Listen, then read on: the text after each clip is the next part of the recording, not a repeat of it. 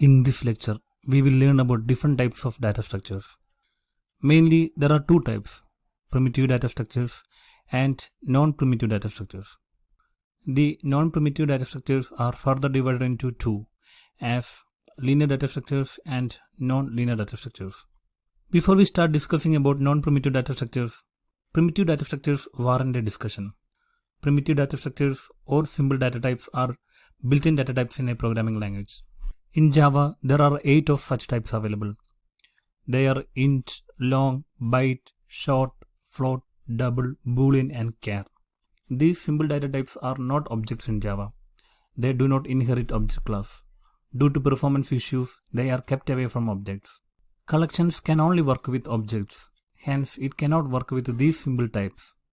This is why Java introduced wrapper classes for all these symbol types. We will learn more about wrapper classes and generics in the forthcoming lectures. Just imagine, if data types like int, float or double were objects, the arithmetic operations will be very slow. Because object creation and its management will slow down computational operations. Now let's shift our focus to non-primitive data structures. Non-primitive data structures are objects and can be created using Java classes. These are designed to work with group of data or objects. Non-primitive data structures are divided into two as linear data structures and non-linear data structures. In linear data structures, the objects or data elements are ordered in linear way or in sequential manner. Arranging data this way have several advantages and solves several real-world problems. And these data structures are less complex in nature compared to non-linear data structures. Arrays, linked lists, stack, and queues come under linear data structures. Whereas in non-linear data structures, the elements or nodes are not arranged sequentially, and each node can have multiple attached elements. These structures can grow to complex structures, and these data structures solve many real-world problems. Google Maps, social networks, and even disk file system uses these structures. Trees and graphs are best examples for non-linear data structures.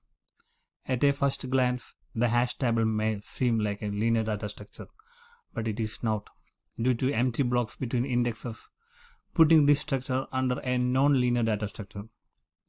Please note that Java does not provide built-in classes for trees and graphs. This is why you do not see a class named tree or graph in Java. The main reason is both of these structures does not have a definite structure or behavior. Hence, it is difficult for Java team to provide one. It is left to developers to create them as to their requirements. Graph data structures can be created using arrays or combination of array list with linked list. As for trees, the implementation is similar to linked list implementation. I will show you this implementation in the upcoming chapters. In the rest of the course, we will be discussing about non-primitive data structures.